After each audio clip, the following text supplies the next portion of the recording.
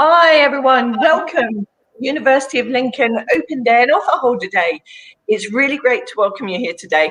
Normally I say how sad I am that you're not here on campus, but today it is raining cats and dogs. It really is. So be pleased you're at home, enjoy the day, be really glad you're not Ryan. And I must apologise to Ryan's mum up front. Mrs. Hall, I know you're watching and I'm really sorry because I think Ryan is going to get absolutely stoked.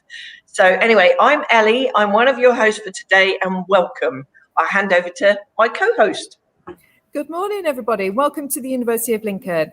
As Ellie said, it is a bit wet on campus near Lincoln today. So I'm actually sat on campus and I'm in the Isaac Newton building. And this is building, it hosts engineering, maths, physics, all of those, computing, all of those sort of subject areas. What we would like to know from you this morning, however, is where you are watching from. So please say hi on the chat, tell us where you're from and tell us which subject you have applied for. That's brilliant, Emma. And that takes us straight into Darren, because Darren, our producer and alumni, an absolute genius of all things technical, can tell you how you join in with us today and how on earth you join in with the chat, Darren. Thank you very much for that intro, Ellie. Yes, I am an alumnus and I am the producer of these virtual open days, so I will be in the background making sure everything runs correctly. I'm at home in my home office, so I'm very, very lucky today, and I do feel sorry for Ryan, but I know he'll do an amazing job on the tour anyway. But yes, I'm going to be returning later with another alumnus, Marvin, and we're going to be talking about what you need to do to prepare for university. One thing we're going to talk about is how to make friends at university and friends for life. And so one thing we want you to do is to start commenting in the comment section, whether you're on Facebook or YouTube, and as well as say hello, tell us where you're watching from. Tell us what course you applied for as well, and we're hoping to make some matches in our section and start making those friends early and getting to know your future cohort now before you even arrive. The way to do that, if you're watching on YouTube, just simply comment in the comment section there. Same on Facebook. If you're watching on Facebook, just comment there. And if you're watching on the website and want to get involved, just click through to the YouTube link. And again, you can just comment on YouTube there. And I'm going to pick up straight away from you, Ron, because loads of people have said hi. So I want to say hello, Beth Gibbs from Hull. You're going to be coming here to do midwifery. Jana, you're doing adult nursing. Abigail from Hertfordshire. Hello, you're going to be a lawyer. Keris from Doncaster, looking to do graphic design. Keris from South Wales, you're coming to do drama and English. Sean Fisher, film production, I think that was the same as Ryan, but we'll find out in a minute. So huge hello, tell us what's going on with you today. So the other thing, before I introduce Ryan, as you can see, Ryan is in the middle of a gale. He's going to try and say hello, assuming the sound quality is okay.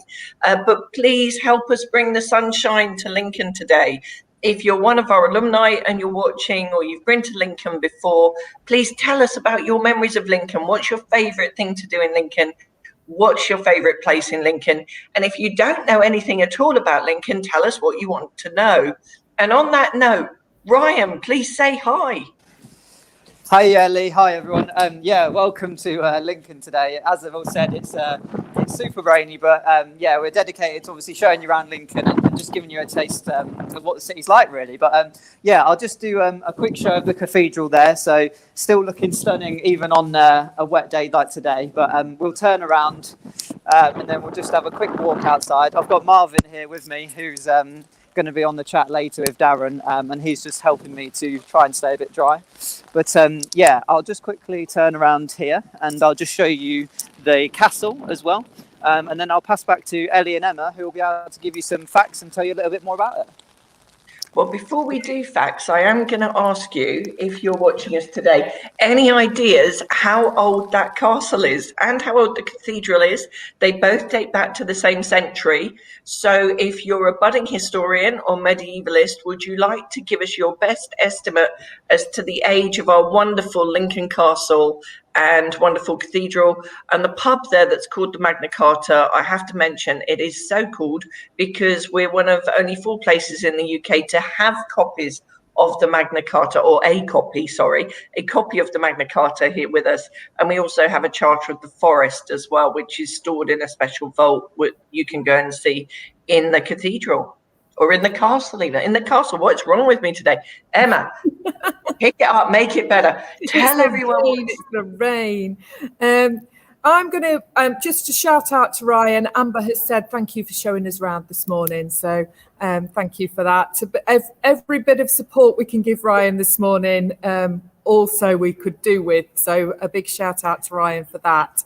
I'm going to run through what you can expect between now and 12 o'clock. Before you do, Emma, I'm really sorry to interrupt, but can I just say a big thumbs up to Beth Gibbs, who suggested that it's, I think she said 1068. And as far as I know, you're only 4 years out, Beth Gibbs, because as far as I know, it's 1072. But I might be wrong on that. So massive well done, 11th century castle and cathedral. Thank you. Over to you, Emma. Sorry. Well done, Beth. And I think for that, if you sort of private message the University of Lincoln, we could send you a hoodie out in the post for that. I think that would be a good idea. So between now and 12 o'clock, we are, as you can see, we've got Ryan. He's going to take us down Steep Hill, show us a bit of the city. So any of you that haven't seen the city, we're going to sort of see the city and see how close the city is and how close the campus is here in Lincoln. Then we're moving over to Amina, who is equally amazing. And Amina is one of our SU leaders at Lincoln. She's going to show us, and again, go on and show us a little bit of campus when the rain allows to do that, and tell us what the SU have got lined up here for us for the autumn. So very exciting lineup already, and they've got an awful lot of plans in place, and they are engaging with the students massively at the moment. Amina is incredible. We're then going to meet Vicky in our accommodation, in our St Mark's, brand new St Mark's accommodation. She's going to show you what's there, ask your questions that you may have about accommodation with Vicky. And then we are going to go to Verity. Verity is going to tell us all about the support that we've got here. So we know you've probably chosen, you know what subject you want to do, but it's all of that sort of care that we give you, so that actually when you leave school or college, there is still support here at university, and Verity will tell you what that is.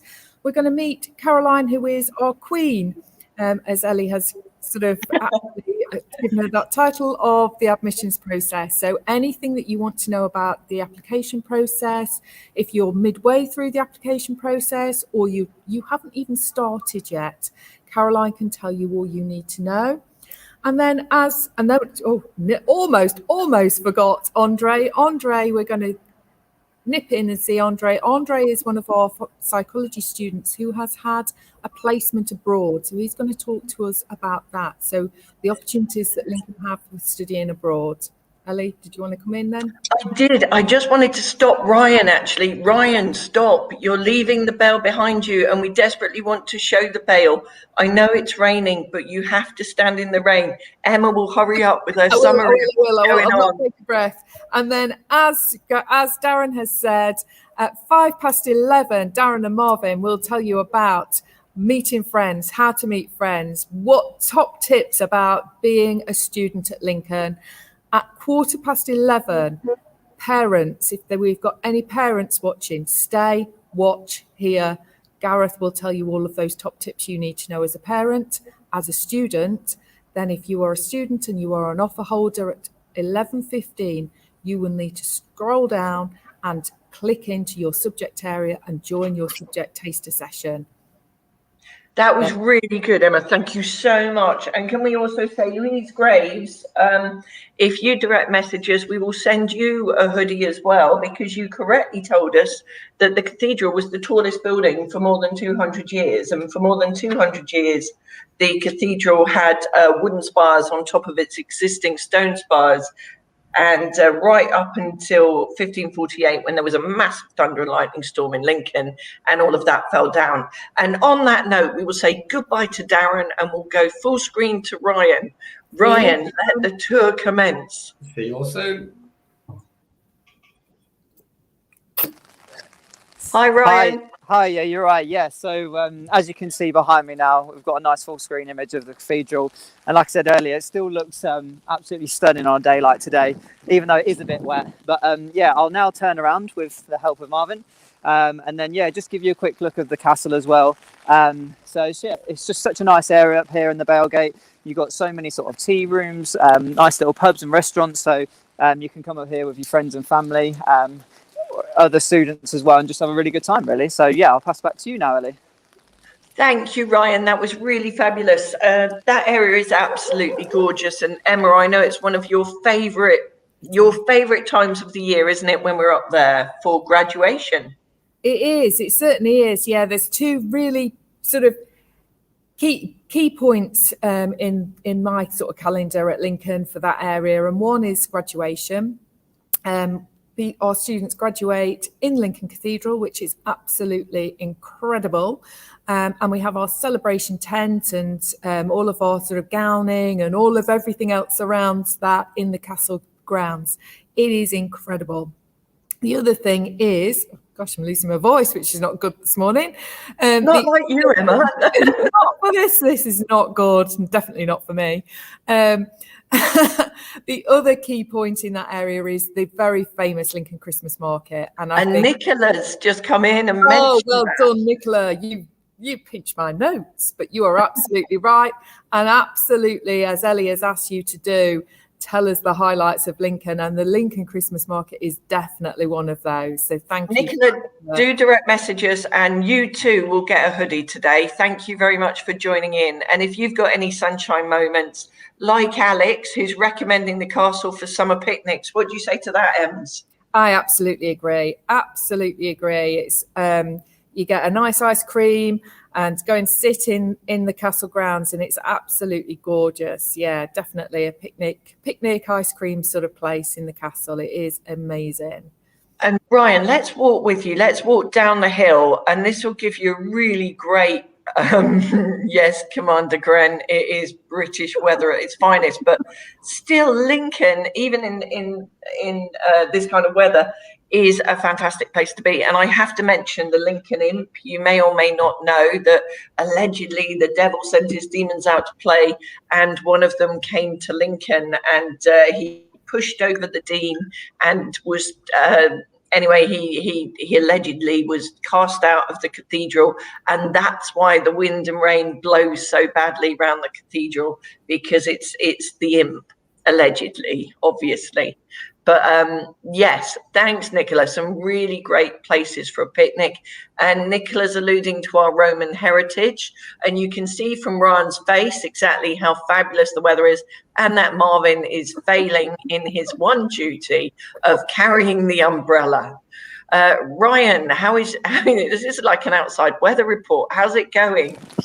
Yeah, it's sunny out here, and no, I'm joking. It's yeah, so it's as Ellie said, it's absolutely lovely walking down steep hill, and yeah, it's just really nice. I mean, obviously it's difficult on a day like today when it's raining, but yeah, it's still a nice day and still lovely to explore Lincoln. And Amber Jade is mentioning the amazing outdoor cinema that the castle does during the summer, and that is really fabulous. We are lucky. There is so much going on. There's around about 90,000 people, 94,000 people to be precise, who live in Lincoln, and 1 in 5 of them is a student. So the really great thing about that is that there's always something to do. It's really a vibrant place, isn't it, Emma? It really is, and thank you to Beth. Well, you'd need a medal to walk up there for 34 weeks pregnant. I still struggle, but the beauty is, as Ethan says, there's plenty of lovely little shops. We've just passed the Arbor Florist there, I see, and that's absolutely beautiful, and you can always look in that window. There's always somewhere to stop and sort of look and rest and look through those sort of shop windows there. There's lots of tea rooms up there, and very sort of individual sort of fashion shops and things like that. So it is a really nice place to go up and down that steep hill. But credit to you, Beth, for that. Definitely. And just in case you're wondering where Ryan is now, Ryan is about to go to Narnia. This is one of my favorite things about Lincoln. If you're at the top of the hill, you're sort of in Diagon Alley, you're kind of in Middle Earth, and then you get to this point, and I always say this is the Narnia lamppost. And you sort of get a sense that obviously I love literature. But Ryan, how are you getting on now? Yeah, it's like you just said, it's quite a unique lamp, that is, but sort of students love coming up here. We get loads of sort of pictures taken up here, and there's just like so much character. Like if you love history, heritage, anything like that, it's just such a great place and it's got so much character. And yeah, it's just a great place to visit. I'm sure lots of people watching, your mums and dads, or you may have visited Lincoln before, and I think you'll be able to say that it is just such a great place to visit and study.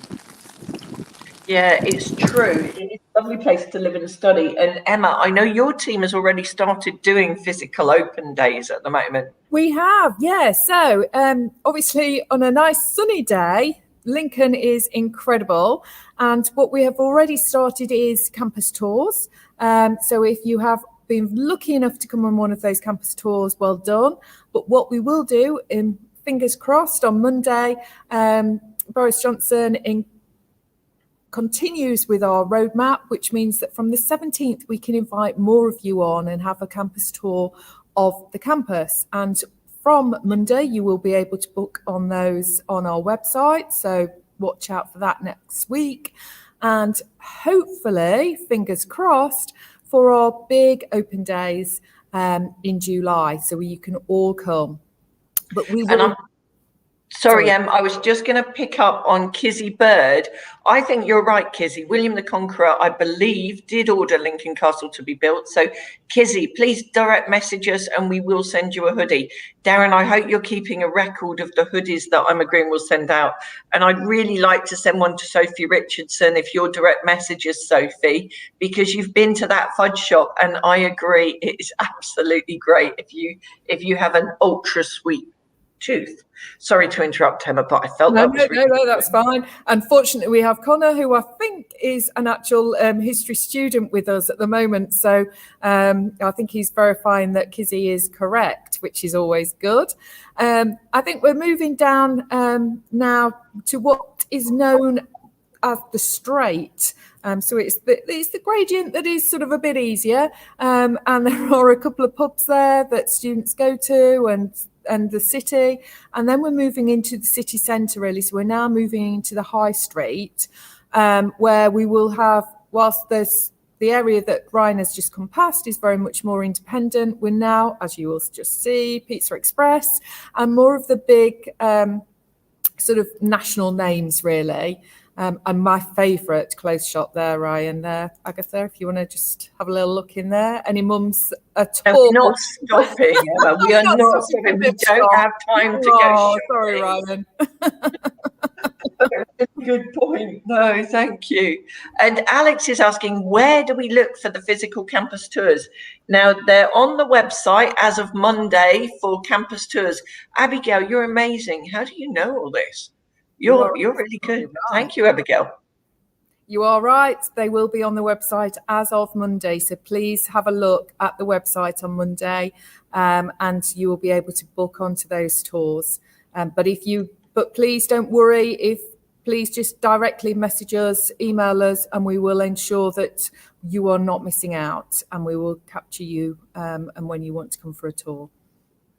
Yeah, definitely do a bit of shopping, Beth. That's the only reason it takes a while to get up Steep Hill.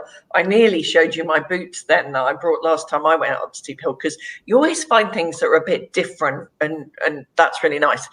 Anyway, Ryan is going as quickly as he can down to show us the next stage of Lincoln. Ryan, did you want to say anything, or are you running across the road there? We are just running across the road, but yeah, I mean, it's taken us a little bit longer today to walk down from the cathedral, but it just goes to show, literally, Lincoln is such a compact city, and it just makes your life so much easier. When you're travelling around, you don't have to get buses, you don't need to bring your car, like everything is just so compact, and it just makes, when you move to a new city, obviously there can be a lot of stress, but when you come to Lincoln, I feel like some of that is taken away with just everything being so close, and just makes your life so much easier, really. And you'll be able to see, obviously, once we make it to the campus, just how close we are to the city centre and the cathedral and everything. So, yeah. I'll tell you, Jessica's just pointed out the brand new Tgi Fridays. I haven't been there. Jessica, if you have, let us know if it's any good. I believe it only opened last night, actually, Ellie. As far as I'm aware, it only opened last night. So Jessica is on it. You're absolutely right. Emma and I had a fabulous time yesterday, actually, Emma, didn't we? We went out for, well, it was my second time going out. Emma's been out loads because she's really cosmopolitan. But we went to the student bar, didn't we? Towers. We did. We went to Towers last night, not last night, yesterday, and it was amazing. So I went home raving about the food, actually. So it was incredible. And when we meet Amina in a few minutes, we will be able to see the Towers. But it was incredible. And obviously for me and Ellie being very old, it was all exciting because we could order on the app, and and there was some amazing heaters there. So it was absolutely set up. It's amazing, actually, the Towers. So any of you that are looking to join us, it is perfect for you. And I'm just going to say, Jack Dempsey, if you DM us, we will send you a hoodie as well, because you are dead right. The longest Roman road ended at Lincoln. So thank you very much for that fact, Jack. You know your stuff. And Emma, while Ryan's taking us down to the glory hole, can you answer Poppy Dean's question? Is the train station in walking distance? Poppy, it certainly is. Yes, we are heading down, and I would say it is coming off the train to the campus would be a maximum of a 5-minute walk. We've got our amazing sort of 179 High Street accommodation, which you can just nip through by our Sarah Swift building, which houses our psychology, nursing programs. And you are literally there, I would think, in less than 5 minutes. It is so close. And I'm just going to ask you to answer Sharoza's question. Sharoza's saying, hey, I never got any information about the course sessions. Where do I find those, Emma? If you want to just tell us which course that you're interested in, and then one of the amazing supports that we have from one of the colleges will be able to let you know where you need to be to find out about the course sessions. So just let me know which course you've applied for. Thanks, Emma. Thanks, Sharoza. So we're now at my favourite place in Lincoln. This is Stoke's Coffee House. It's 120 years old. They've been making fabulous coffee for 120 years, and it is beautiful. Again, a beautiful place to go for an amazing setting for a coffee, and they do a really good gluten-free breakfast if you're like me and you're celiac. So Ryan, give us a few words on where you are and what you're doing. Oh, that was the worst time to come to me, Ellie. We're just heading down here trying to stay dry. That's fine. We got the umbrella back up. Yeah, as you say, in the town centre there, you've got Stoke's Coffee. You've got all the other shops, which Emma's alluded to, which are great to go to. But yeah, I mean, we're just heading down now to the Brayford waterfront, which is where sort of the main university is located. And yeah, I'll love to show you everyone that. And yeah, we'll be there in about a minute or two. Can you show us the little river that Beth makes reference to? This is actually Brayford Pool.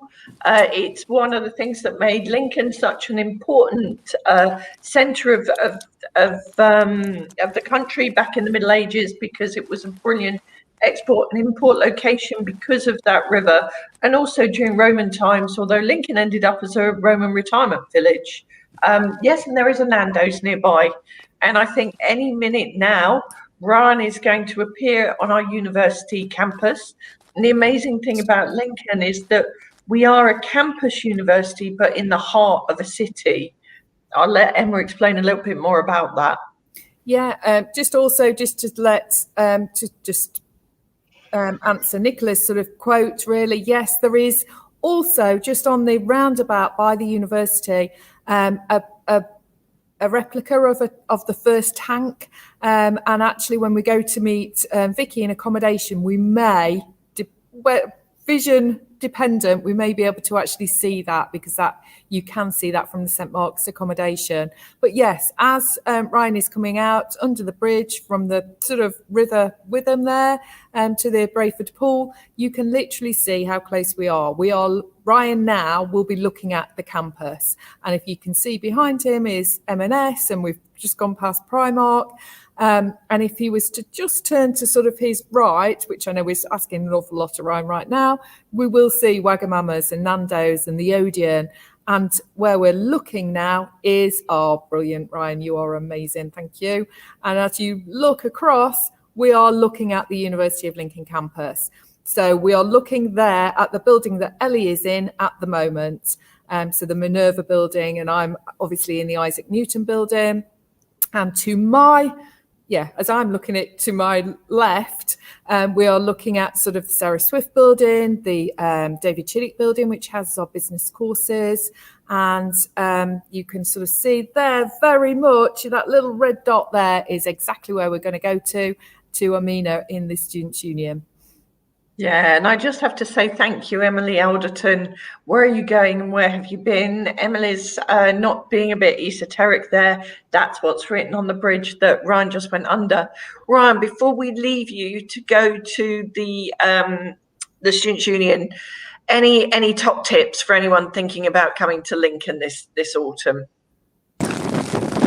Sorry, Ellie, I just had a little problem there. Can you repeat that again? Yeah, before we leave you, Ryan, to go and meet our wonderful Students' Union, any top tips for anyone thinking of coming to Lincoln this autumn? Oh, it's top tips. I'd definitely say come to visit. I think when you come to visit Lincoln, you just sort of, it sounds cliche, but you do fall in love. Like the whole city, everyone is so friendly. It's just such a great place to live and study. And yeah, it's just got something for everyone. I feel like even if you're from a big city or a smaller city, it's just kind of like that perfect balance between what everyone really wants. And so I can't say anything more than I absolutely enjoyed my time studying here for 4 years. And I would highly recommend any student to come and do the same. So yeah, that would be my top tips from a very wet and rainy Lincoln. Thank you, Ryan. Thank you. Need to give a massive cheer to Ryan. Thank you so much. And Marvin, who we'll meet later. Hi, Marvin. And can I just say to Oliver Callum, who's pointed out that Lincoln is the only bridge with medieval buildings on it, please direct messages, and Charlotte Mooney as well, please direct messages. We will send you a hoodie each. Those are really good, fun facts. Thank you very much. We're running late, so I'm going to say bye-bye, Ryan, and get Darren to bring Amina from the Students' Union straight on full screen for us. Amina, hello, how are you? Hi, I'm doing good in the beautiful rainy day. I know it can be cold in Lincoln, can't it? Yeah, absolutely. Oh, bless you. Tell us all about the Students' Union, Amina. What do you do? What's planned? All those great things. So at the moment, I'm in the Student Union office. So basically, the Student Union is an independent organization separate from the university, but works in partnership to ensure that student experience gets better and better once you arrive here at the university. So when you think about the university as the academic side of things, where you always have to get your assessments and attend lectures, then you think about the Students' Union as the social and support system that you have on campus. So we have 5 student leaders, of which one I am part of.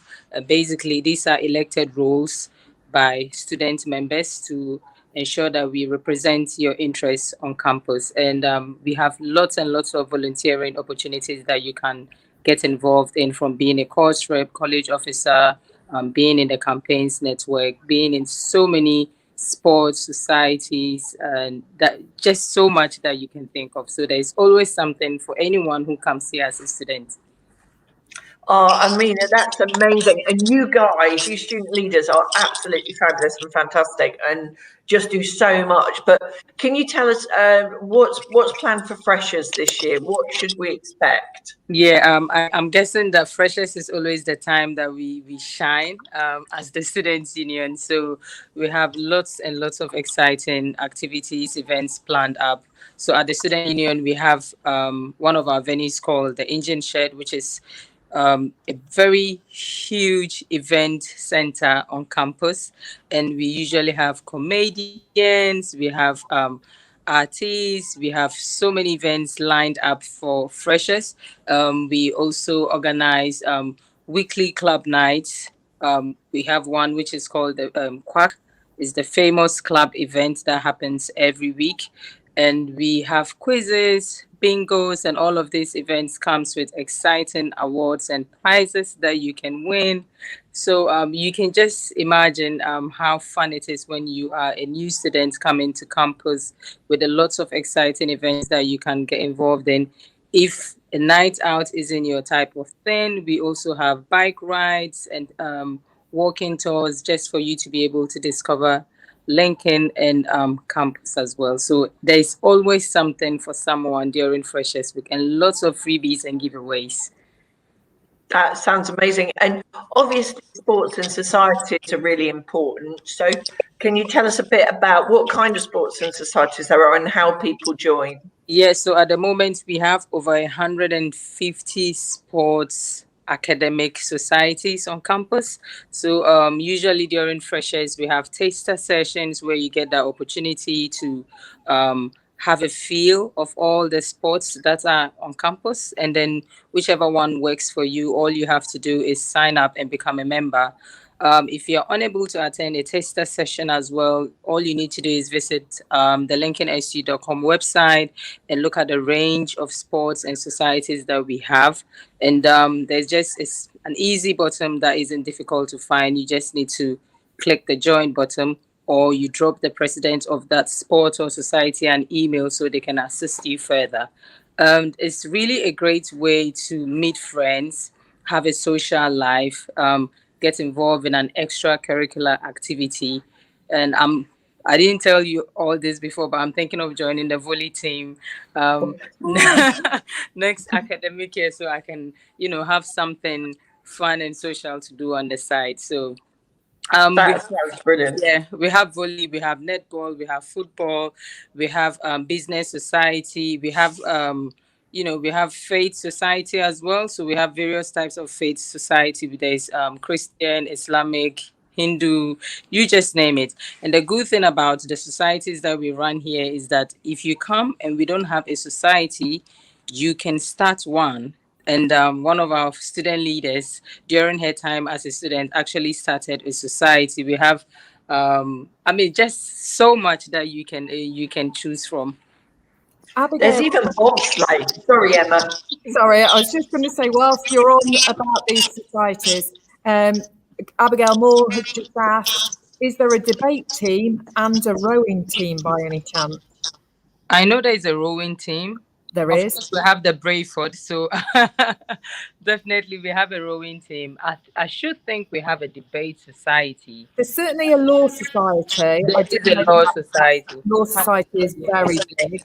Yeah. But I think and do you know what, Abigail? As Amina has just said, if there isn't, and you can get some friends together, then you can create one. Exactly.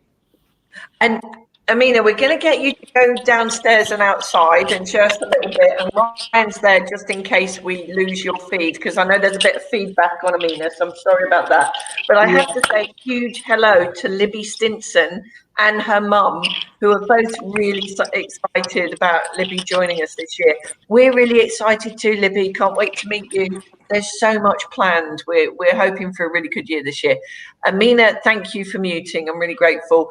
Amina's taking us down through the Students' Union, which is an amazing building. It's I try not to be too historical, but it's made out of an old railway hoardings. The university was built on an old brownfield site.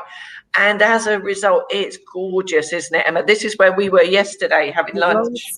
well, we were outside, obviously, but just outside of here. But yeah, it's absolutely amazing. I'll just pick up on a couple of questions about, are there football and hockey teams? There absolutely are. The hockey, as you know, in normal times when I sort of arrived at work, they would be training at sort of 8 o'clock in the morning. And I wouldn't be surprised if they're playing today, to be honest. But absolutely, there's several hockey teams and several football teams. I think somebody else, and I think it may have been, I'm not sure who it was actually, but somebody asked if there was theatres. And as Amina comes down, we hopefully will be able to see our very own sort of art centre, would say Lincoln Performing Arts Centre, and that has got an amazing sort of theatre. And we have also got Lincoln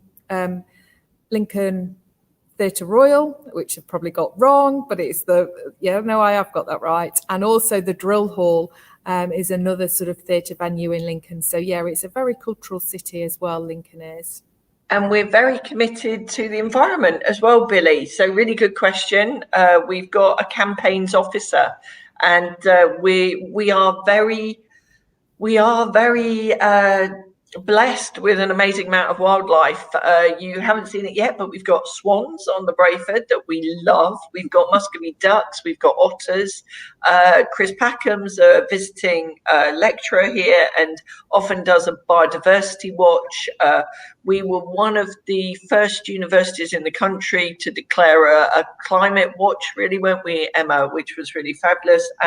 We're doing everything we can to make sure that we're sustainable and environmentally friendly. So it's really good. And if you want to make a difference, obviously you can join the Environment Committee, or you can run to be the campaigns sabbatical, which is really exciting as well.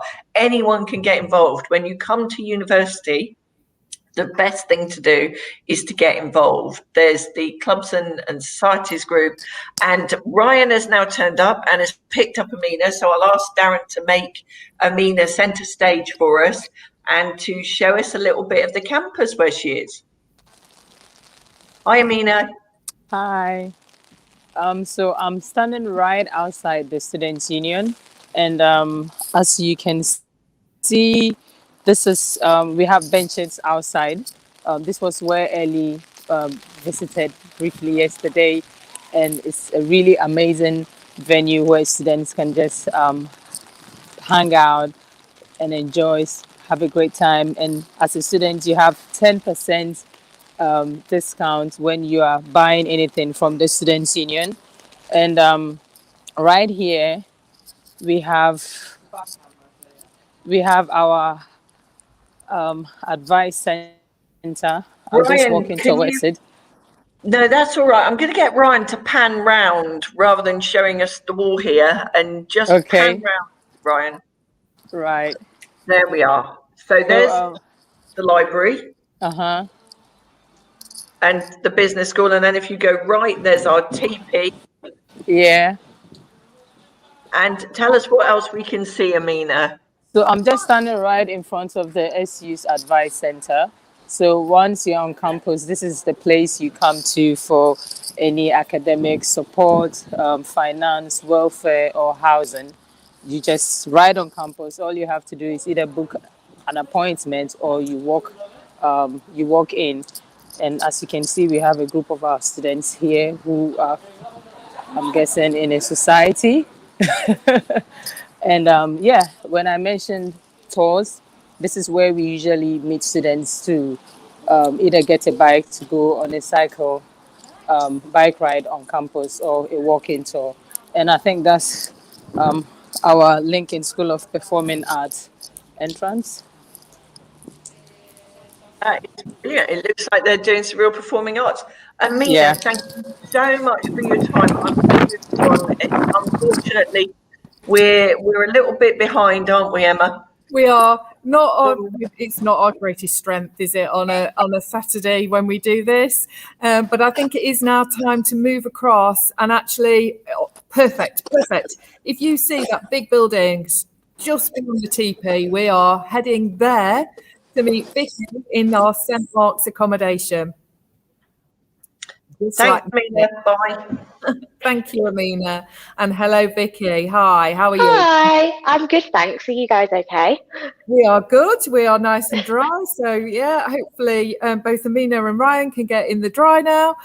So Vicky, tell us where you are. We've sort of shown the audience sort of roughly where you are, but tell us where you are and what we have there. So I'm currently in St Mark's, the brand new accommodation for this year. So as you can see behind me, you'll be able to see just how close we are to everything. The rain might make this a little bit difficult to see, but I'll come back and show some closer shots in a moment. Thank you. So I'll give you a quick tour. I'm going to show you the bedroom first. So this would be the student living space for all of our students that choose St Mark's accommodation. So some of you may have already chosen your accommodation. Oh, we seem to have had a little bit of a delay with that movement. Accommodations, we have got a 3-quarter bed, apart from Lincoln Court, which has a single bed. That's like a Monet, isn't it? Gosh. Yeah. That's an incredible pitch. Oh, there we go. That's it. Whew. Had a little panic there. And then you can see we've got storage both above the bed. Yeah. And we've also got some below the bed. So for any extra suitcases, or if you bring too much stuff like I did, plenty of space to put it. And then opposite your bed, you have your desk space. So a large space to study. And then you have also got 3 desk drawers as well. And Rebecca, you can stay in uni accommodation in later years. We're really blessed at Lincoln, aren't we, Vicky? We have lots and lots of student accommodation. We do. We have. You can stay in any accommodation for whatever year of study you are. So you can just see the specifics on the website for which accommodation. And then you've got the above desk storage, and then you've got a double wardrobe next to the desk for all of your clothes. And then just as you walk in the room, you have also got an ensuite bathroom. Oh, so you can see it's quite spacious for the size that it is. So plenty of room.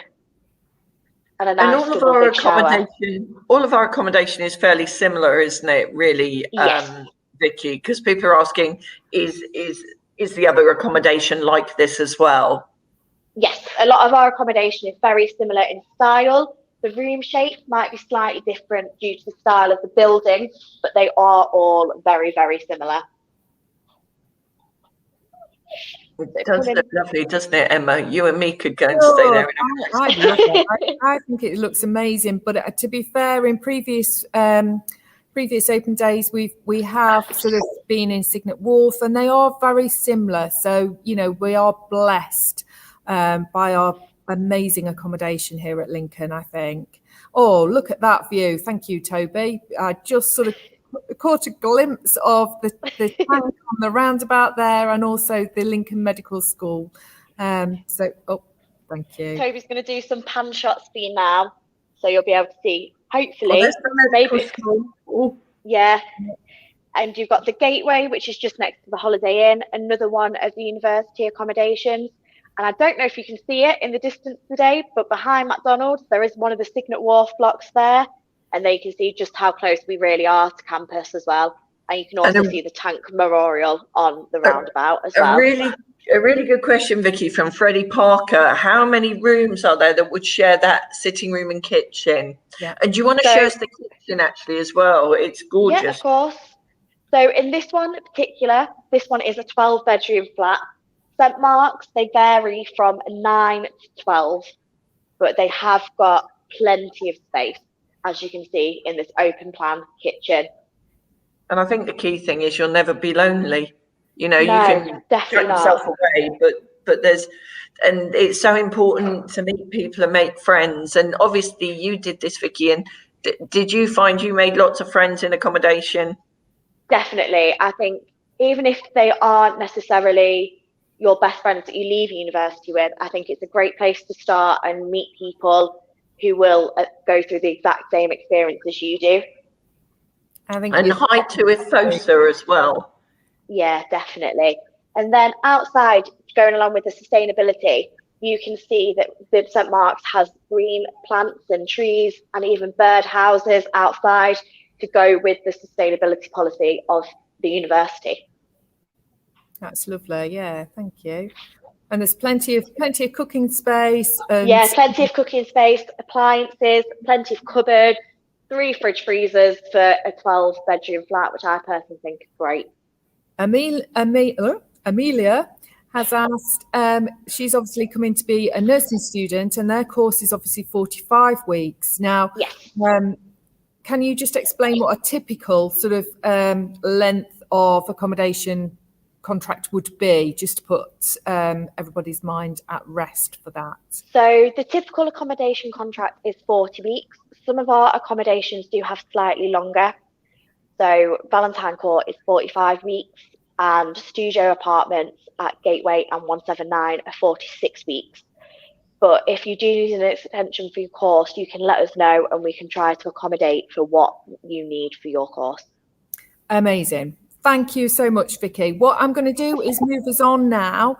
However, the accommodation office is here until 12 o'clock. So please, I think Kai is there. I can see he's answering questions on YouTube. So please feed all of your questions through. Keep asking your questions and they will be answered.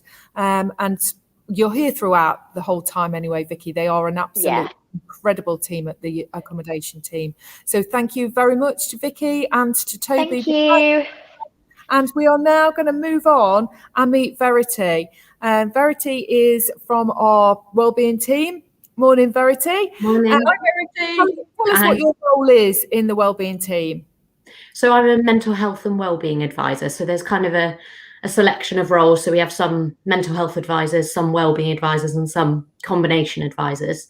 And we do also have sexual violence liaison officers, and we have one dedicated advisor for that role as well.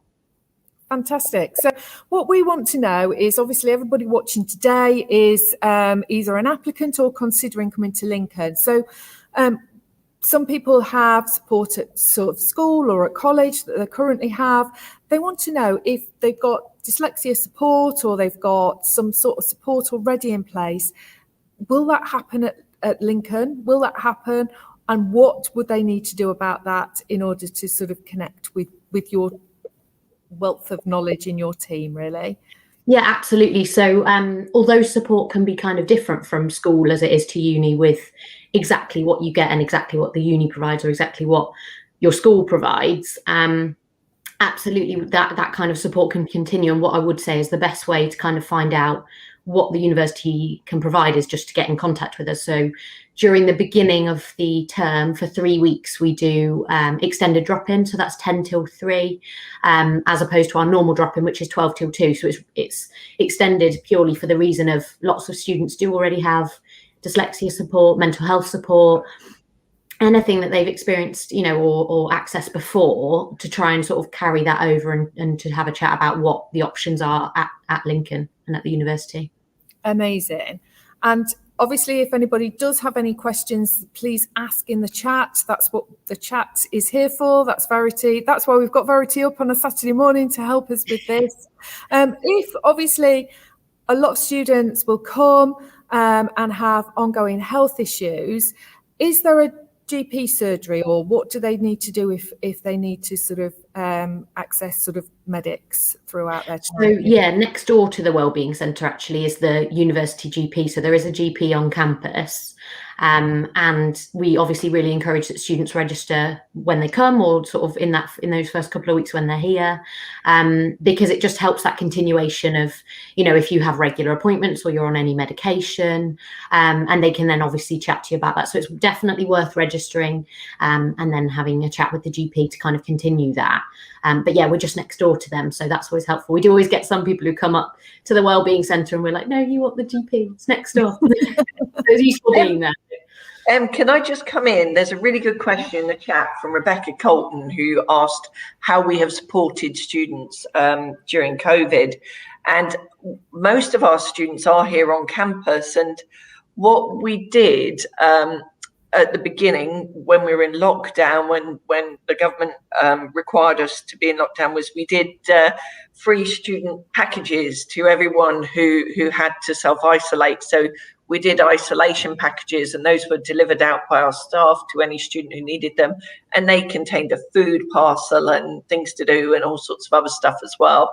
And then as we've come on the roadmap out of lockdown, we've adapted. So all of our practical courses are teaching in social distancing. Emma and I have given up our office. I'm now in the Vice Chancellor's office, which I'm sharing with her and other people. So we've all compacted to make more space for students. One of the things we're really lucky about is having so much space here on the campus. So you saw all of those chairs and tables outside when we were looking around. We've created loads of outdoor spaces, heated, and loads of outdoor catering outlets. So there's still lots of social space for our students, and there's a real buzz on campus at the moment, which is one of the reasons why it's a real shame it's raining today, because I mean, when Emma and I were out yesterday, it was absolutely buzzing, wasn't it, Emma? It really was, yeah. There's a question from Amy Sutton, Verity, for you. That says, are there mental health services available? So I'm sure. Yeah, absolutely. Yeah. So the Wellbeing Centre is dedicated to wellbeing and mental health support. So we have kind of lots of different options of support. So we have drop-in, which obviously I've already mentioned, which is a quick 15-minute chat with an advisor over the phone or over Teams at the minute. And you can discuss anything that you're worried about, anything that's causing any emotional distress, anything that's bothering you. And then from there, we kind of go upwards with support. So we obviously have links with external services. We have links with the GP. We have lots of websites and resources for self-help that we recommend. We do have a counselling service that students can access through a drop-in, from coming for initial drop-in in the first instance, if that's something they need to look into. And as I mentioned, obviously there are mental health and wellbeing advisors, and we have students who we work with who need support and kind of can direct them to whatever they need. And obviously in relation to academic study as well, if that's causing any problems with mental health or anything like that, then obviously we can support with that as well. So yeah, absolutely. That's absolutely brilliant. Amazing team. And tell us. Oh, well, sorry. I was going to ask Verity a bit more sort of what your favourite thing about Lincoln is, Verity. What do you really love? Because we're trying to bring the sunshine back today as well, you know, despite the rain. Well, I really like it. So where our office is based, I'm sat luckily right by the window, so I can see over the Brayford and see all of that, you know, the restaurants and cafes and things are all along there in the Brayford and things like that. It's really lovely. And at the minute, which we saw yesterday, there are some baby ducklings, so that's nice to see from the window as well. So yeah, there's loads of nature, loads of wildlife that's, you know, just on your doorstep. So I'd say that's probably the main thing. And that is actually one of our Vice Chancellor's favourite things, actually, Emma, isn't it? She always talks about that when she joins the chat on these open days and events that we do in the virtual open days and the offer holder days. She absolutely loves the swans, and we often have to do swan watch when the cygnets are born. So it's been really fabulous talking to you, Verity, hasn't it, Emma? It has. And just to put your, I know there are still some questions that we may have missed, but the team are here. They are answering the questions, and you are always here. Darren has very kindly put your sort of website and obviously your phone number, and you have, as we would imagine, been working throughout this last sort of year on a rota on campus. So there is support there all of the time. So thank you so much, Verity. It's been an absolute pleasure meeting you this morning. So thank you. We are now moving from Verity across to Caroline Connell. And Caroline is our amazing lead for the admissions process here at the university. Morning, Caroline. Morning. Morning, Caroline. I have to say this. I'm sorry to interrupt you, Emma, but Caroline is our absolute queen of admissions. She knows everything. And also she's the nicest person alive. So if you've got any questions or problems, then she's your woman. She is. Thank you, Ellie. There, Caroline. Ellie picks you up this morning. I'll explain why, just for any mums and dads who are watching, really. But my stepson came to Lincoln, and thanks to Caroline, he was supported fully, just like every other student is. And it really makes you appreciate how good it is to have a great admissions queen when you're trying to sort of navigate all the complexities of coming to university. So I am Caroline's biggest fan, so hence my big up there. But I'll hand over to Emma for a more formal interview. No, that's absolutely fine. Ask us your questions this morning. You will either be in midst of your application process and you might have a question, so please ask that question, or you may have not applied yet. So Caroline, can people still apply? They can, Emma, absolutely. There's still plenty of time. We've been open for applications since last September, but you can apply for undergraduate programmes right up until the end of June. We do still have a few places on the majority of our programmes, on our website we'll tell you which ones they are, and postgraduate applications we carry on over the summer, so there's plenty of time to apply. But obviously undergraduate applications are through UCAS, and you can still make your application online with UCAS if you wish to. So yes, that's really helpful. We've got a question. What are the biggest mistakes people make when applying? So that's a different one. That's a very good question, and I think potentially when it comes to putting your qualifications in, and there are so many different qualifications that our applicants do, from the UK qualifications to overseas, and it can be quite tricky sometimes picking the right qualifications. So I think a good example of that is BTEC. There's lots of BTECs, there's new style BTECs, old ones, and it can be quite confusing as to trying to work out which one it is that you've studied. So if you have any problems with that, you can always contact us and tell us. But I think that's probably one of the biggest mistakes that we find. But usually we're quite good at doing a bit of detective work and perhaps working out that you've made a mistake, and we'll contact you. But any problems at all, just get in touch. But that's a great question. So thank you.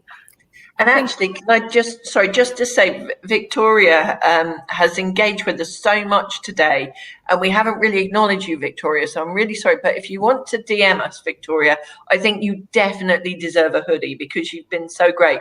And Jack was asking how to get in contact when the people we promised hoodies. Send a DM. Darren will explain again in the chat how you do that. You basically go onto Facebook or YouTube and just direct messages, and those people who we've asked to, who have really engaged with us today, we will send you a hoodie. Thank you. We certainly will, and hopefully your answer there, Caroline, will help Alex as well. The other question that people will be worrying about, we can't excuse the fact that we've been in a pandemic for the last sort of 14 months, and schooling hasn't quite gone according to plan. Sixth form and college hasn't actually quite been what they would have expected. Can you explain sort of how we've got a flexible admissions sort of process now, and how we are going to support those applicants for this year? Yeah, and that's a good point, because I mean we do fully appreciate the difficulty that some students probably will have had this year, and we really wanted to give our applicants some reassurance. And we know that applicants are coming towards the end of their academic year now. We're getting to that point, and then you've got that quite difficult gap between now and when you get your results. So what we decided to do a bit earlier in the year was to sort of wrap a safety net around the offer.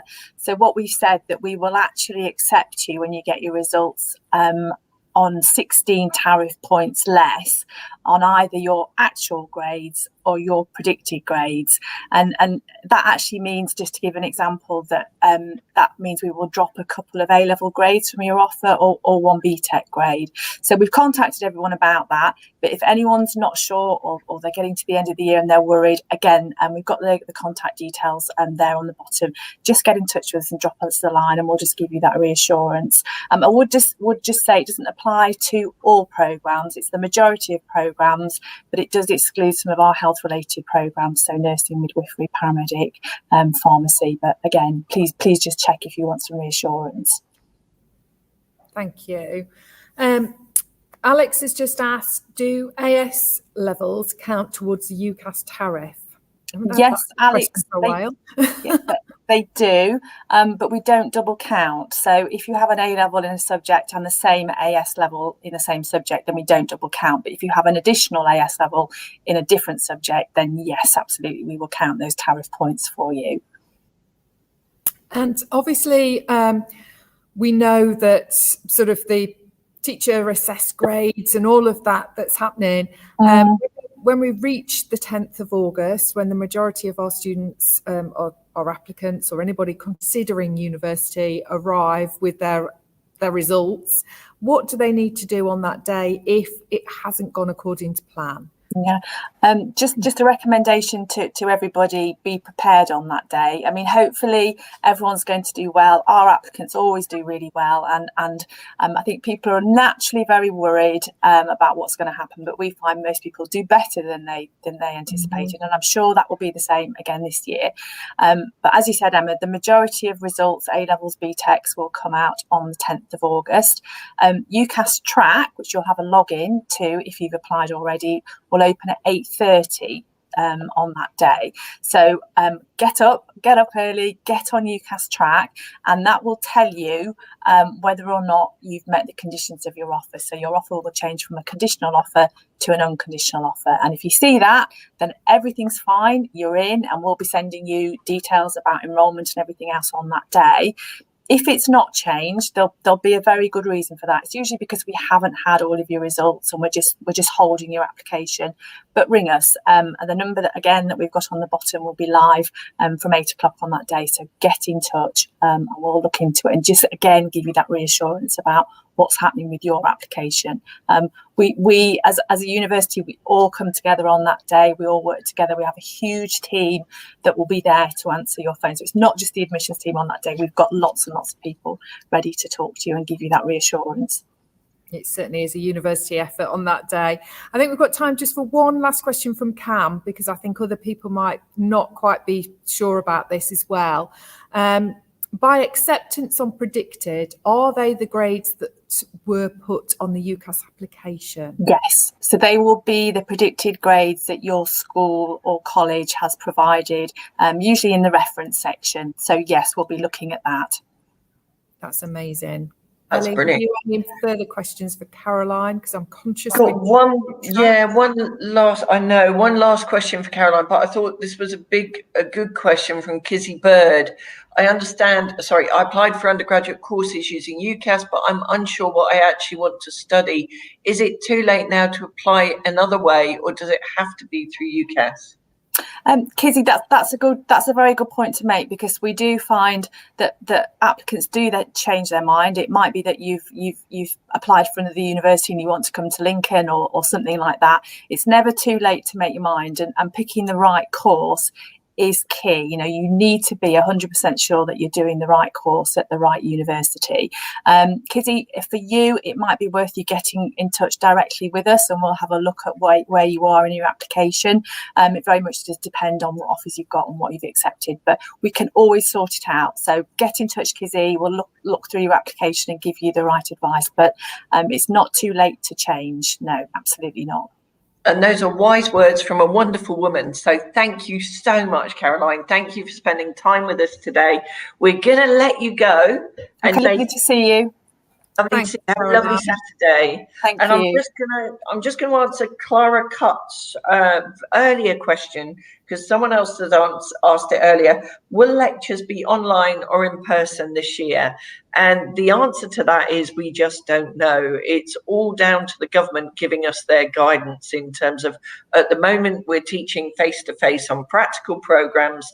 Other programs, we've had to continue teaching with social distancing. We don't know. We're desperately hoping we can do face-to-face teaching. But we've got loads of contingencies in place, and I hope that's come through as we've been talking today. But we have to keep moving because we're so bad at keeping to time. We do. Very, very, very quickly. EPQs are included in your sort of tariff. Brilliant pickup. That's so good. And let's welcome Andre Haberla. Andre, hello. How are you? Hello. Good rainy morning. I'm very well, thank you. How are you? I'm really good. We're trying to ignore the rain. We're trying to find joy and well, all the it's good sunny things. inside, so that's good. It is, and the thing about Lincoln is it is such a friendly place. Even when it's not sunny, it's a friendly place. Andre, you've come here from, well, tell us your story and tell us what you think of Lincoln. Well, I'm actually an international student. I come from the Czech Republic and I'm currently finishing my degree in psychology with clinical psychology with study abroad, which I'm really enjoying. And I love Lincoln. I mean, on the sunny days, it's wonderful to walk around and to go on High Street and do some shopping, as you mentioned. So that's brilliant. It is, and you've done some really exciting things. I think you've been off around the world on lots of adventures. So tell us a little bit about how people can study abroad. Is it open to everyone? How do you do it? Do you have to be special to be able to do it? Right, so for most of our courses, there's an option to either spend a semester or a year abroad. And there's actually a wide selection of partners. So we've got a dedicated department that's called Global Opportunities. They will be in the chat answering the questions. And what you need to do is to get in touch with them and just sort of ask, I want to be international, I want to go out, study, work or volunteer, I want to explore the world. What can I do? And they will have a huge offer for our students and they will be there to support the applications. That is brilliant. And I have to say, Jana, I'm going to pronounce your surname wrong. I'm not even going to try, Jana. I don't want to offend anyone. But Jana's contacted us, Andre, to say he's from the Czech Republic too. It's a sheer thing, but yes, yeah, I've noticed. So hello to Jana in the chat. Thank you. No, it's brilliant.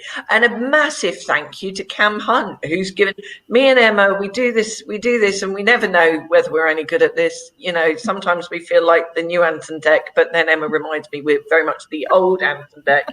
But Cam Hunt says, from all your virtual open days, this one has been the most informative and enjoyable. We try so hard, don't we, Emma? We certainly do, but thank you for that. It's really nice to hear, so thank you. Oh, really good question from Clara. What support do you offer for studying abroad, Andre, when someone has a child?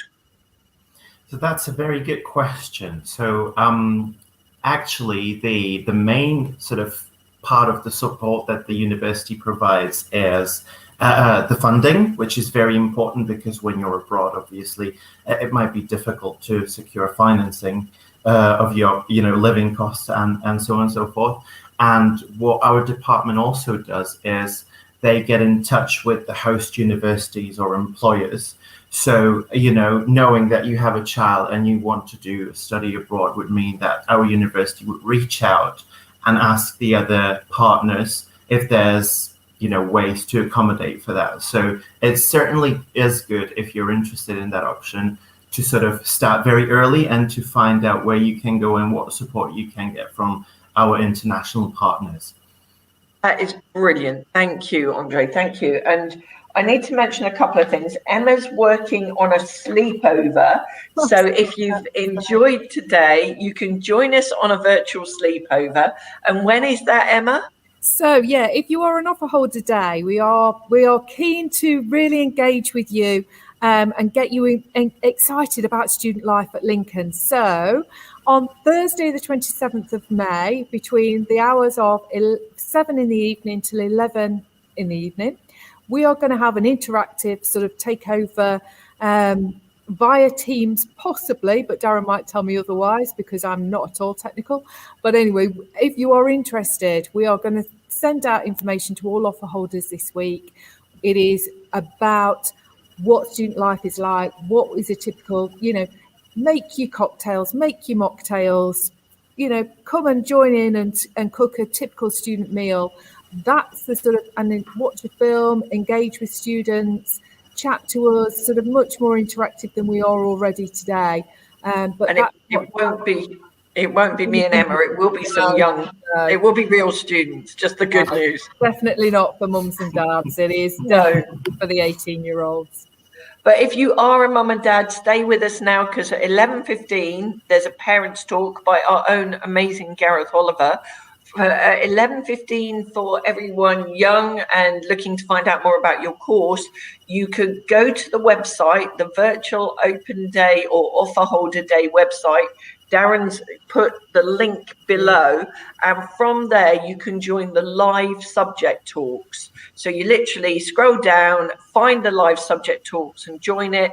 There's also lots and lots of on-demand content, which isn't live, but which tells you about the courses and about everything else going on. And on that, me and Emma are running over dreadfully, and we have to hand over. Oh, Karis can't find the talk for drama in English. I'm going to get Darren to answer that. Darren is coming up now. We're going to say goodbye, Andre. Thank you. Thank you, Andre. Amazing. Very much. Have a lovely day. Bye-bye. Thank you. Oh, Bye-bye. have a lovely day. What a lovely smile. He's such a lovely young man. He is. Darren's back. And Marvin. Marvin, hi. And you're gonna bump us out, aren't you? Because we're running late. So you're gonna take over and do a young person's takeover. And we've got 5 minutes to subject talks. So have a good time. Thank you. Brilliant. Thank you, guys. Bye. Bye, guys. Bye. Marvin, can I just start by asking if you are dry now? Oh God, I am just to be inside and warm and content. You did a great job helping Ryan. Ryan did a fantastic job. And if you're joining us late and didn't catch the talk earlier, then you can always watch us back a little bit later and just rewind. But what we're going to do now is we're going to talk for a few minutes just about those sort of little things you need to do to prepare for university. And that could be maybe you're feeling a little bit worried, maybe you're more nervous than excited, maybe you're really excited and you want to know what to bring and all that sort of stuff. So what we're going to do is talk about our experiences and give you as much advice as possible. One of the main things we're going to do as well is talk about how you make friends for life at university, because it is entirely possible. More often than not, I would say you do make friends for life at university. And I know me and you can vouch for that as well, Marvin, can't we? But let's start about talking about this moment in time now. So if you're an offer holder here and you're hoping to join us later in the year, you're going to be excited, you're going to be nervous. I know I was. What about you, Marvin? What were you feeling at this point in time when you were an applicant? To try and explain to you what I was feeling, where my parents kind of left me to my own devices, and I was wondering what they were thinking. Really, I'm about to move in with people I've never met. It's going to be a whole new start, to a whole new journey, and it was incredible and nerve-wracking, and just that whole stage beforehand was just trying to look into everything I could, trying to find everyone I could, and talk to them to really see if I could, finding the people you're living with is something that I think everyone wants to do, to just kind of know where or how, it's going to happen and all. And it was nerve-wracking. That is literally what I think. But what about you, Darren? How was it for you? It was kind of the same. Like, I was the first person in my family to go to university. And I'm from South Yorkshire, so I wanted to go somewhere not too far away, but just far away enough. So I had a bit of my independence, and the university gave me that, to be fair. But yeah, I was really nervous, but also really, really excited. And so same as you, I was probably trying to think of ways that I was just trying to prepare. Like, I had this giant box of things pots and pans that I was bringing, and I was thinking, well, how can I get to know my flatmates before I even, arrive? And that's what we did. I know things are different now. We're going to talk about friends for life in a second. But Marvin, I want to ask you about how you go about making friends before university.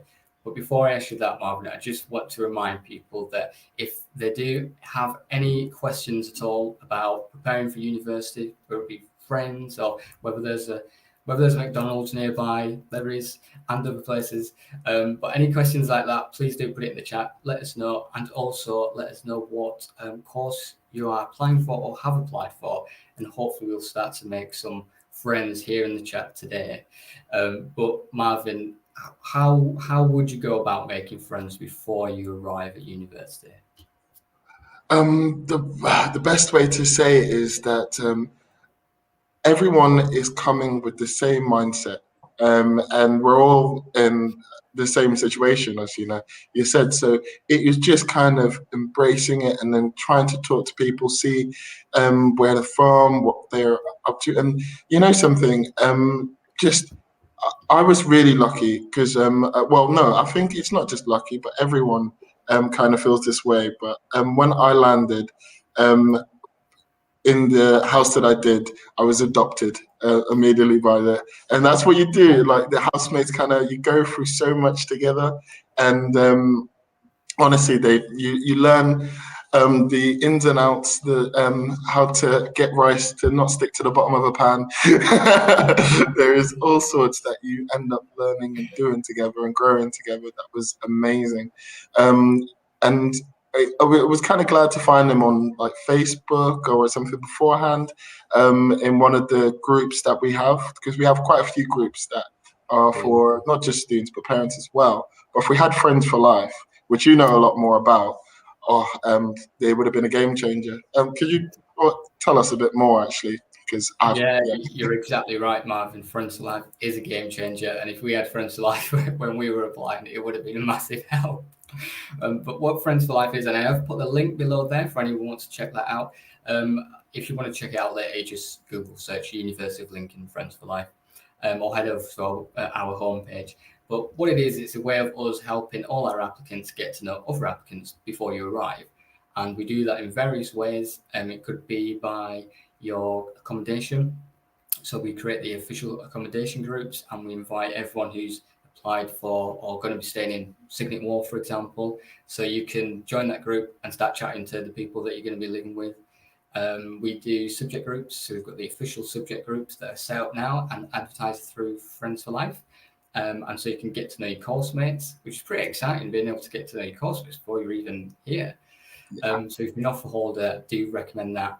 And then there's the interest groups as well. So once you sign up to Friends for Life, which if you check out that link, all you have to do is tell us your name, the course you've applied for, and select a few interests. And there's loads to select, ranging from Harry Potter, football to Doctor Who, all sorts of things. But if you select some of those interests, then we can help to connect applicants with other applicants with that shared interest as well. So I definitely would recommend signing up to Friends for Life. As I said, the link's below, and we'll do our best to help connect you. One other thing as well is I've already seen some people comment. If you look through the chat today, whether you're on YouTube or Facebook, lots of applicants have let us know what course they've applied for. So we can see Sophie is applying for adult nursing. Shibby110 on YouTube has applied for history. And there's a few others. Amelia, adult nursing. And if you scroll all the way back to the chat at the beginning, there was loads of people who told us what course they've applied for. So you can start making those connections now. And you never know, they might be your bestie at university. They might be your friends for life. I'm still really close friends with the people I met on day one of university. And I know you are too, Marvin. So it's incredible how it works. I do need to quickly remind people that the subject sessions will be starting now on the virtual Open Day and Offer Holiday website. Check out the link below. We do need to get to Gareth and his parents talk very, very soon. So parents, do stick around for that. Marvin, just I guess a couple of quick questions before we have to move over to Gareth. But when you did join university and you met friends, what sort of helped glue you all together? What was the gel there?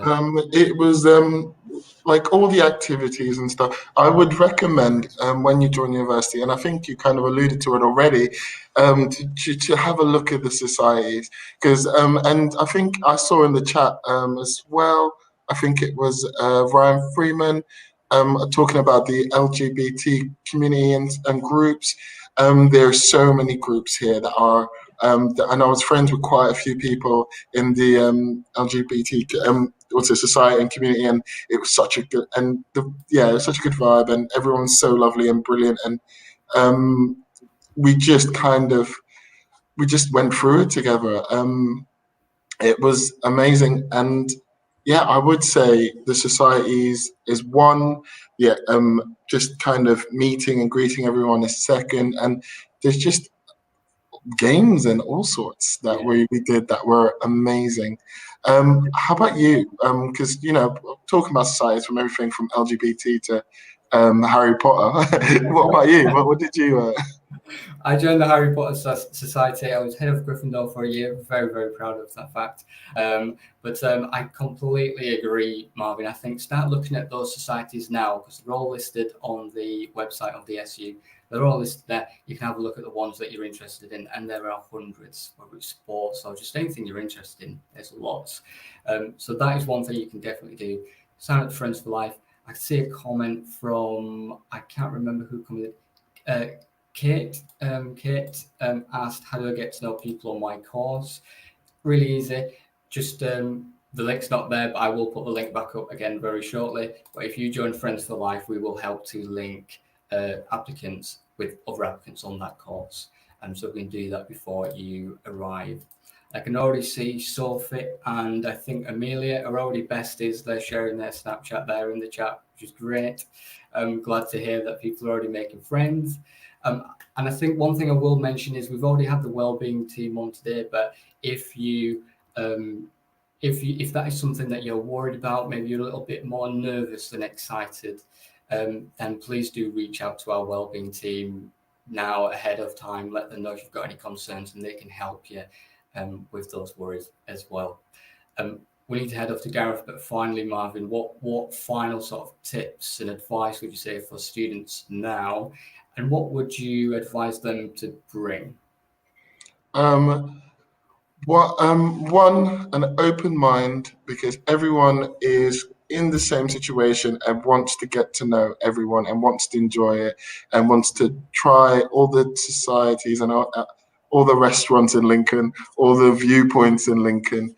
And I would secondly say, really do go and delve in and see everything, because Lincoln has so much to offer. And that's where I want to end it. Completely agree. Thank you, Marvin. And I would say start doing your research. Look at our social channels, our Instagram and YouTube in particular, because there's lots of video content there that can help you with your research and give you a sort of peek into what Lincoln looks like. Look at all our virtual and in-person events. We've got a few coming up, and especially, which is exciting, possibly those physical events will be live on Monday on our website. And in terms of what to bring bring games, board games, card games, something like that. I think it's a great icebreaker for your new flatmates to bond over. But I completely agree with you, Marvin. Bring an open mind and don't be too nervous, because everyone's in the same boat, and it's such an exciting time if you want to enjoy it. Now we better bring Gareth on. So parents, stay tuned, because here is Gareth. Hi, Gareth. How are you? Hello indeed. From a very damp Lincoln. Yes, absolutely. It's still beautiful in the rain, though, the city, but it's a very damp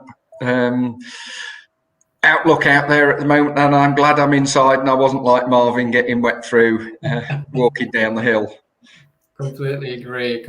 But as Ryan said, there's still some amazing views in Lincoln despite the rain. Always absolutely is. Beautiful city. Windy but sunny. Windy but beautiful. Yeah, well, myself and Marvin will leave you to it, Gareth.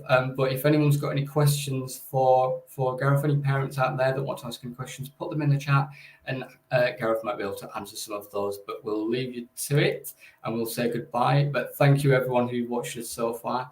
And those students, just as a reminder, if you're not at the subject sessions, you can join the subject sessions just down there now. But we'll leave you to it and say goodbye.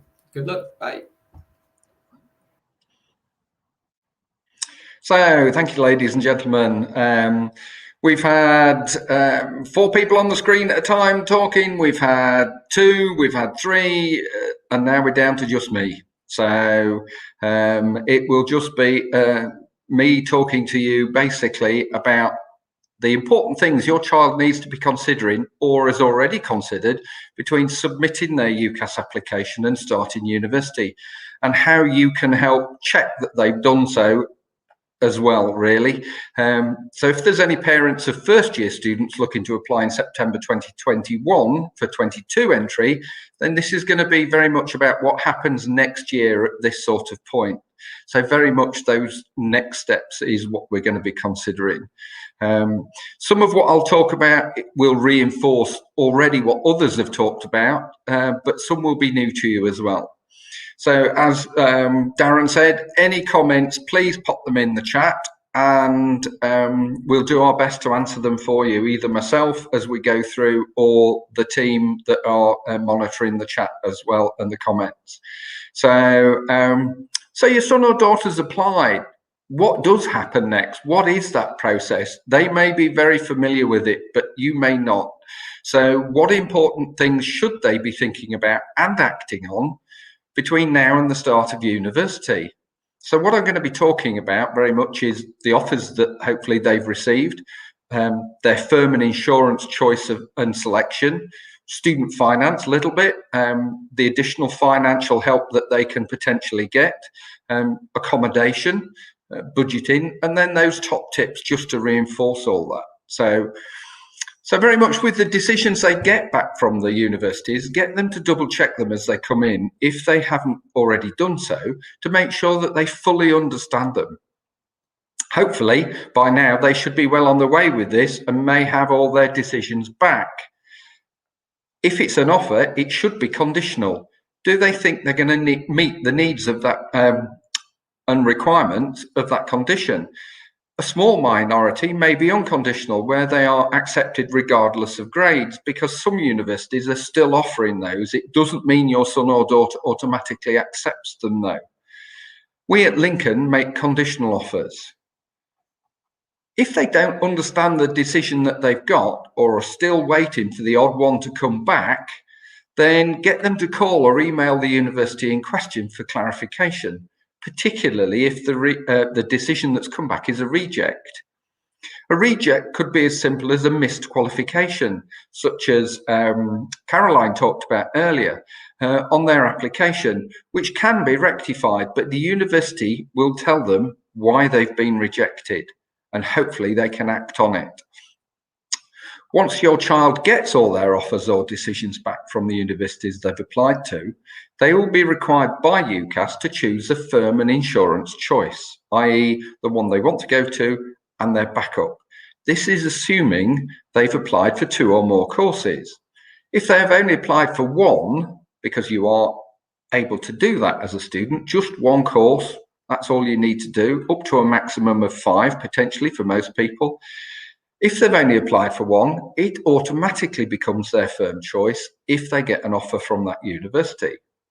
Otherwise, firm is the university your child has chosen to go to if they meet the entry requirements on results day, with that insurance being the backup. The one on results day, if they don't meet the requirements for their firm choice, it will drop to the insurance. The insurance will consider it, and if the conditions are met, it becomes their firm choice on results day. I hope that's clear. Ideally as well, get them to think about the insurance choice too, because it's preferential for it to have a slightly lower entry requirement. Otherwise, the insurance may well reject them if they're firm as well, because they've got similar conditions, and your child may be put into clearing. If that happens, don't get them to panic about clearing either. It is another logical process that they need to follow. And just to reinforce what Caroline from admission said earlier, if you watched her talk, here at Lincoln, we put students at the heart of all we do. And in response to the challenges students are currently facing, we've got that flexible admissions process, that safety net wrapped around their offer this year. It means that we will consider your child's best work to ensure that we are being fair and take account of the impact that the pandemic has on learning and their outcomes. Therefore, when we consider a place at the university, we're taking that flexible approach for the majority of our programmes. Those programmes that are exempt from this are medicine, our NHS programmes and paramedics, and pharmacy. Everybody else will fit into this. All the students we do make offers to, even those that are outside of this flexible approach, are those we feel would be an asset to us, absolutely to an asset to our community, and we want to reduce the concerns amongst them and their families, about the impact of the pandemic on their future.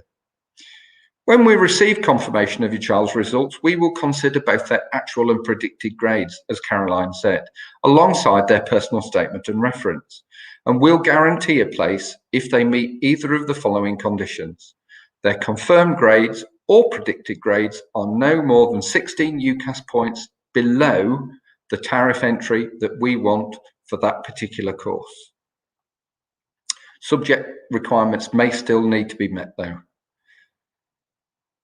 If they've applied for more than 2 courses after choosing firm and insurance, the rest are rejected by UCAS on the student's behalf.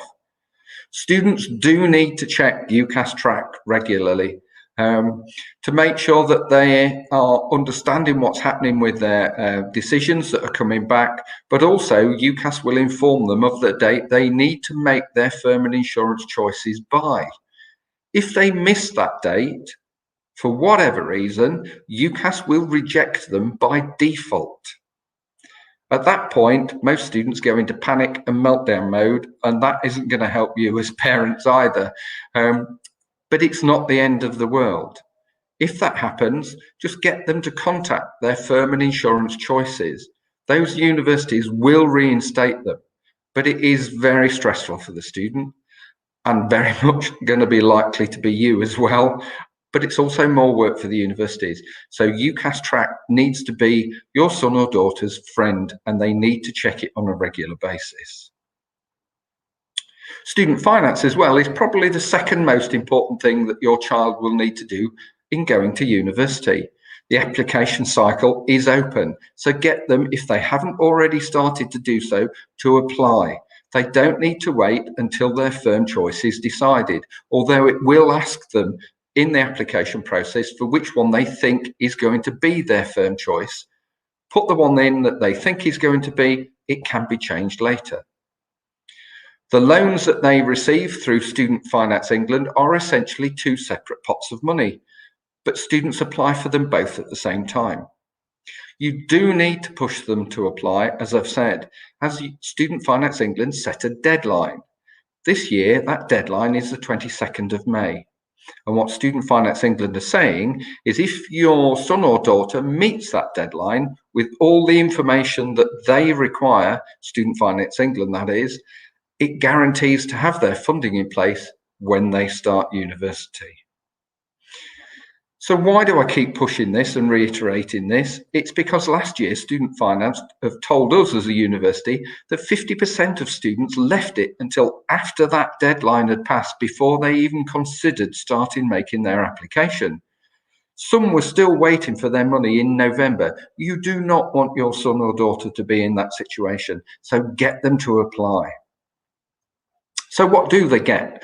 So if we look at it as 2 separate pots, then pot 1 is the tuition fee loan. This is not means tested. So whatever your son or daughter applies for, up to a maximum of £9,250, it is guaranteed, they are guaranteed to get it. And it's paid directly to the institution by Student Finance England on their behalf. So they're not going to have a huge pot of money in their bank account wondering, when am I going to pay it? But bear in mind, it doesn't just pay for somebody to teach them, as most people think. It pays for the teaching facilities that they're taught in and all the other learning resources on campus that they have access to. So it is a much bigger thing than just a tuition fee loan. Personally, as well, I would always recommend that your son or daughter go for the maximum amount, simply because of the way the loan's repaid. The amount your child repays is not based on the amount they've borrowed, but on how much they're earning. As of the 6th of April this year, someone earning £30,000 per year would just be paying back £20.74 a month of their combined tuition fee and maintenance loan. So which is very, very small, really, in terms of what they're earning potentially. Equally, there is a 30-year cut-off period. So once they start being considered for repayment, they have 30 years to pay it off. if there's still money left in that pot to still be paid off at the end of 30 years, it gets wiped clean. It disappears. So they've always got that backup insurance as well. So pot 2 is the maintenance loan. So the pot 2 pays towards everything else. Their rent, potentially, food, bills, social life, transport costs, whatever they want to use it for. This time, though, it is means tested. So the amount a student gets is dependent on 3 major factors: where they're studying, and particularly, therefore, where they're living while they're studying, and most important, the household income of the home that they currently live in. So you will, as parents, probably be asked to contribute to their application process. You are the major breadwinners in those houses. You will be the ones that are considered within their application. So bear that in mind. There is a guaranteed minimum amount, though, that everyone gets, regardless of household income. Above that, though, that mean testing comes into effect. That guaranteed minimum amount is just under 50% of the maximum amount in each circumstances. So you've always got the assurance, and your son or daughter has, that if they apply for a maintenance loan, that they're guaranteed to get something. It's also, this time, paid into their bank account, and it's paid in 3 equal instalments, normally within the first month of starting university, and then in January and in April of each year.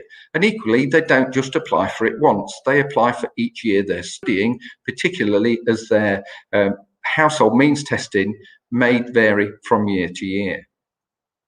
So your child may already have a bank account, but I would advise them very much to look for a student bank account as well, to have the student bank account running alongside it and have all this money paid into it.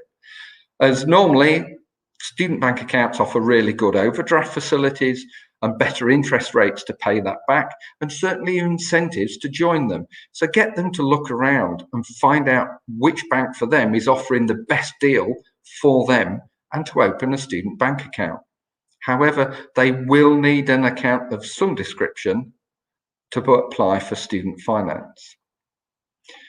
So yes, there's finance, but what about, is there any other help? And definitely there is other help. And other help comes from a range of sources, including Student Finance England itself, universities and other organisations. Student Finance England in particular have grants to help those with a disability, childcare needs, dependent adults. So if you're a carer as a student looking after an adult and you cannot move away from home, you may be able to tap into additional money. And all of that can be applied for when you apply for your tuition fee loan as a student and maintenance loan. But also, students who have overseas placements as part of their course, and it is a recognised placement, can also apply for a maintenance loan to help them with living costs while they're studying abroad. So bear that in mind, but that is a loan. That is different to everything else that I'm about to talk about as well. So universities also support students through a huge range of scholarships and bursaries. So check what's being offered. Here at the University of Lincoln, we do indeed have a large number of scholarships and bursaries, including 4 new ones, each worth £5,000. They are there to help cover living costs as students continue their education. So for budding scientists, 1 scholarship will be awarded to a student on our computer science degree, and another to a new student either studying biology or zoology. And to help facilitate access to education for mature students, a scholarship will be awarded for any student who starts with us over the age of 21 on enrolment, 1 studying English or history, and the other for psychology and law. Now, they don't need to apply for these. Basically, we will understand which student body has come in, what their specific criteria is, and a selection process will be made. All the new scholarships, though, that I've just talked about are supported through a donation by the university's Vice-Chancellor, Professor Mary Stewart, and more details on our scholarships and bursaries can be found on our website, or somebody hopefully may post that link in the chat, the comments for us. There's also the Nhs Bursary for nursing, midwifery and allied health courses such as paramedics. And this is £5,000 a year for every year that they study. Some students, though, also may be eligible for more, including up to £3,000 more. So when they're looking for additional support, wherever it may be, your child needs to check the application process. When and how do they apply? Do they even need to apply? It will vary depending on what they're looking for, but they need to look, because they and you want to make sure that they've got the maximum amount possible for themselves when they start university. They don't want to be a year into the course to realise that they've missed out potentially on a year's worth of money from somewhere that they could have accessed. The best bit about all I've just talked about, except the help for studying abroad, is that it's non-repayable. So once they've got it, they keep it. The studying abroad bit, which is an extension of their maintenance loan, just gets added to the overall pot of money that they would repay in the long term. So the other area that's important really is accommodation. So if your child's looking to move away from home for their university education, which a lot of students do, then accommodation is something else that should be high on their and your priority list. Again, it needs doing sooner than later, as most universities allocate on a first come, first served basis. Get your child to start looking at options for all the institutions they've applied to, or if they're now in the situation of knowing their firm and insurance choices, looking at those as a minimum. Application cycles for accommodation vary from university to university and can be quite competitive, depending on the amount of accommodation that the university has to offer. It can also be competitive, really, depending on what your child wants too. Options around the UK include self-catered halls like here at Lincoln, half board, full board, ensuite, or even shared housing. So what is it that they're looking for, and how competitive is it to actually apply for it? So the vast majority of our self-catered accommodation here at Lincoln is ensuite, and all is within easy walking distance of the university. That is the beauty of Lincoln being a city centre campus surrounded by accommodation. Maximum of 15 minutes walk, I suppose, and about 80% of the student population walk to campus in a morning. Whether they can apply for accommodation as well may also be determined on the basis of making their university firm or insurance choice. It certainly is at Lincoln. When they do make that choice, get your child to think about applying for accommodation, if they haven't already done so, at those universities straight away, or at least check when they can. And I would suspect by now, most universities have their application cycle open. We also have the Accommodation Guarantee, and Vicky did mention this, I believe. So the Accommodation Guarantee here at Lincoln is that if you're yet to make an application for accommodation as a student applying to us this year, you have until the 1st of September to do so. And if you do so by the 1st of September, we guarantee to have a suitable room in university managed accommodation, and it's all covered by our residential warden scheme as well. So all I've talked about so far is really important. So your son or daughter may benefit, and you for that matter, if they haven't already done so, by making a to-do list or a priority list of important things which can be crossed off as they are done. It is vital that they understand the process that needs to go through, because they don't want to miss any of those vital deadlines. Another area that's really important is budgeting. The vast majority of students, when they attend university, will only have a finite pot of money to live off. So what do they need to do to make sure that they've got the capacity to live at university and live financially successfully while they're here? So before your child goes, it's worth spending really time with them, working out how much they're going to spend a week or month on rent, other bills, transport, food and social life, getting them to think about budgeting. It is what their maintenance loan is there to help with specifically. And if they and you are not sure what that loan is likely to be, they can get a rough estimate by using a student finance calculator. The gov.uk, Student Finance England, and Martin Lewis, the money saving expert student finance site, all have one. It will give them a rough estimate as long as they're truthful about entering the information into it. Other things like just getting them to plan and do a food shop for themselves and you is also good experience about how much things really cost. Having done a budgeting dry run, if there's likely to be a shortfall though, what can they do? Well, one option is the bank of mum and dad, but not every person has that option. Another one is a part-time job. And there are lots of normally part-time job opportunities certainly in the city here, because as final year students leave, they leave their jobs. And so there is a wealth of potential job opportunities within the city. If they've already got a job, can they possibly transfer as well, as lots of big companies allow this? And teaching is normally flexible enough to allow students to get a job as well. Equally, become part of the Student Ambassador Scheme. Every university has a Student Ambassador Scheme of one form or another. Ambassadors help us with normally physical open days, on-campus visits, mail shots, external events, and much more. It's paid normally in one form or another. Certainly here at Lincoln, it's paid in cash, and it's great for their CV and confidence and independence building. And we normally look for new student ambassadors in Freshers Week. So that first week of university, if they're interested, get them to apply. And I know of students who are ambassadors, but also have a part-time job too. So they've got double the amount of income coming in. And finally, get them to consider discounts.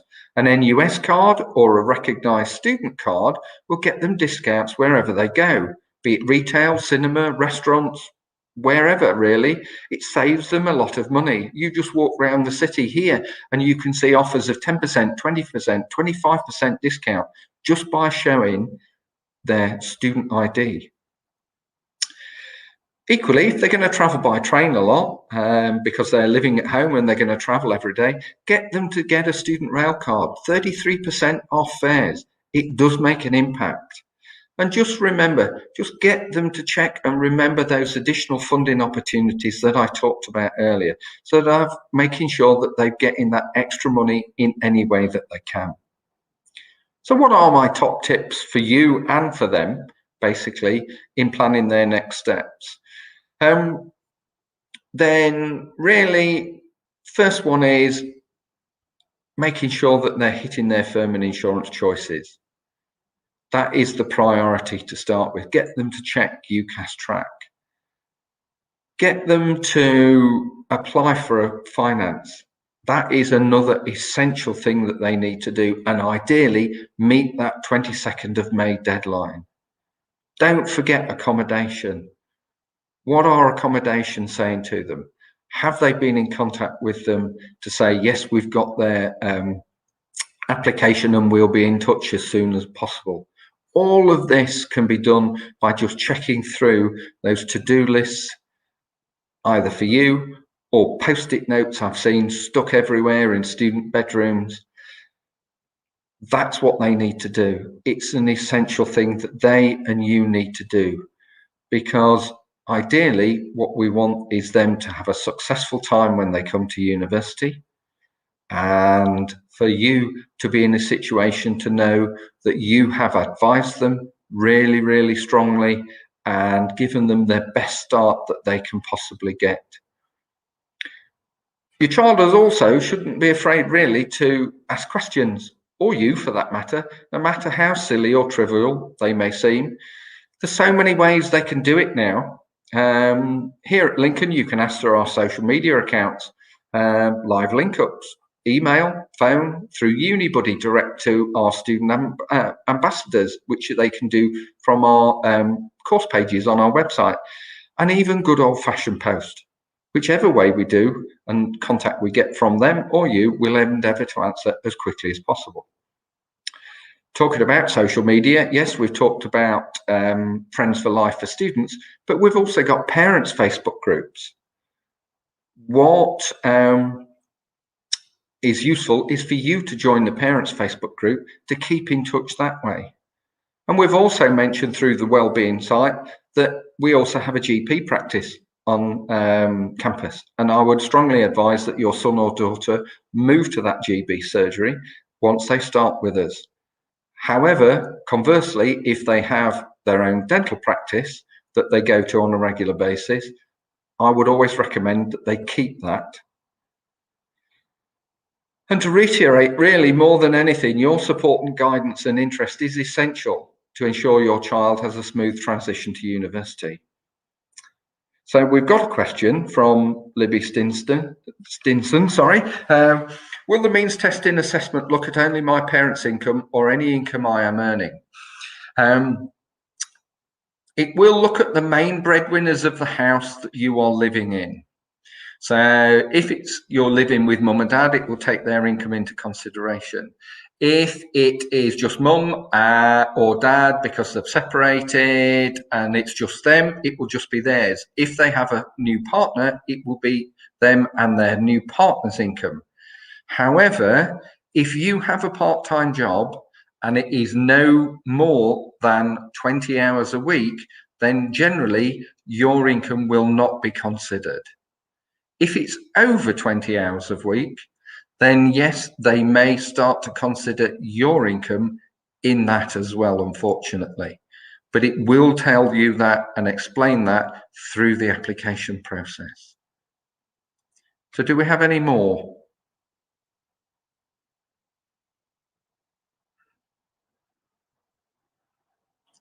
If not, thank you very much. Normally at this point, I would be saying enjoy the rest of your day and have a safe journey home. But you're already at home, so enjoy the rest of your day. And we look forward to hopefully seeing you and your son or daughter in the near future. Thanks for listening.